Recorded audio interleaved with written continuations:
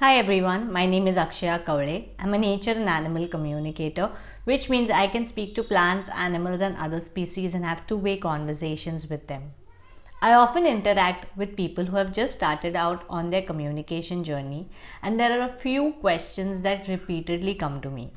One of them is how to concentrate or increase focus when we are communicating with animals. Now, this question comes from a sense that we need to be hyper focused to communicate with animals.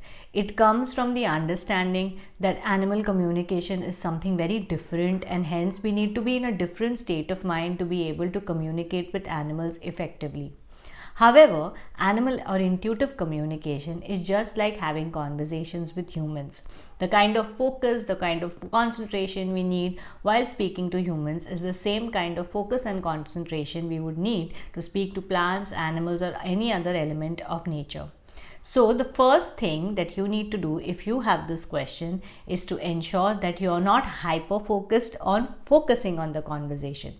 The more we look at these communications as general communications that we have with our human companions, the easier it will get for us to connect with animals and communicate with them. The first thing that we need to do with intuitive communication is to ground ourselves.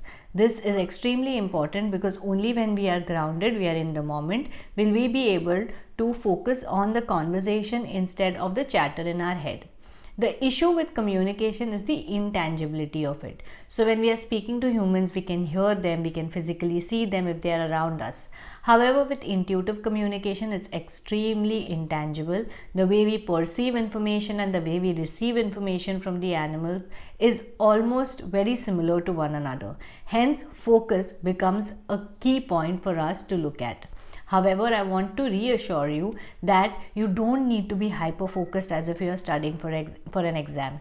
If you simply integrate a grounding activity in your routine and then communicate, it will really help you a lot. Now, a lot of people may feel that, oh, I need to ground myself before communication. That's not true as well. Grounding is a state of being, so you don't have to really put in an effort to do it. But of course, having a grounding activity can make it more impactful. So, I would recommend that you have a grounding activity as a part of your everyday routine so that it helps you remain aligned energetically, and when you communicate, you're able to communicate effectively. Another thing that I would highly recommend is when we communicate, look at it as a fun, joyful experience rather than focusing or stressing about getting the right answers. Most of the times we feel like we are not able to focus or we are not able to get information because we are so scared of being wrong. We are so scared of not getting the right answers, and we put so much pressure on ourselves that we are just unable to accept what the animal is sharing with us. So I would highly recommend you look at it as a joyful activity. Start with the basic questions that do not put you under a lot of pressure.